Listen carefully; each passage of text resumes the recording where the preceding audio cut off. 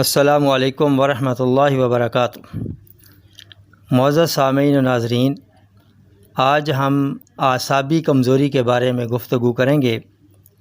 اعصابی کمزوری، پٹھوں کی کمزوری کی عام طور پر وجوہات دو طرح کی ہوتی ہیں۔ نمبر ایک، کسی بیماری کے دوران یا بعد از بیماری اعصابی کمزوری۔ نمبر دو، وٹامنز اور منرلز کی کمی کی وجہ سے اعصابی کمزوری۔ علامات میں یہ ہے کہ سستی، کاہلی چھائے رہتی ہے، تھوڑا سا کام کرنے کے بعد تھکاوٹ ہونا، یہاں تک کہ تھوڑا سا پیدل چلنے سے بھی تھکاوٹ ہو جاتی ہے، ٹانگوں اور بازوؤں کے پٹھوں میں طاقت نہ رہنا، ہاتھوں کی گرفت کمزور ہو جانا اور پکڑ ڈھیلی ہو جانا، تھوڑی سی مشقت سے ٹمپریچر ہو جانا وغیرہ، یہ سب اعصابی کمزوری، پٹھوں کی کمزوری کی علامات ہیں۔ اس کے علاج کے طور پر ہم دوسری قسم اعصابی کمزوری کی ذکر کرتے ہیں۔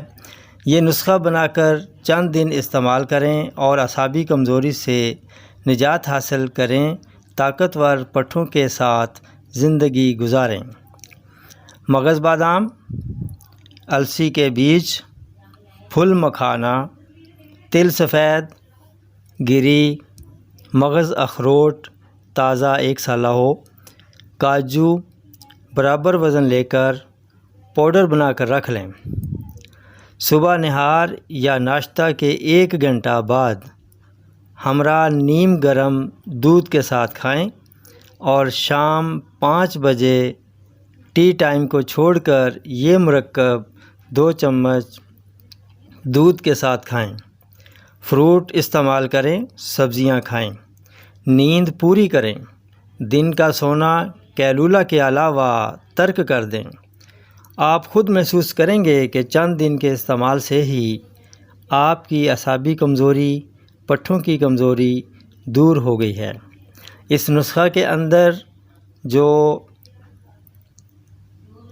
السی کے بیج ہیں اور پھل مکھانا ہے، سفید تل ہیں، ان کو تھوڑا سا کڑاہی کے اندر ڈال کے بریاں کر لیں یا توے کے اوپر ہی رکھ کر اس کو بریاں کر لیں، یعنی تھوڑا سا اس کو بھون لیں۔ اس کے بعد ٹھنڈا کر کے اس کا پاؤڈر بنائیں۔ تندرستی انمول نعمت ہے۔ انہی الفاظ کے ساتھ اب اجازت چاہوں گا، پھر ملیں گے اگلی ویڈیو میں ایک نئے ٹاپک کے ساتھ۔ تب تک کے لیے اجازت دیجیے۔ السلام علیکم ورحمۃ اللہ وبرکاتہ۔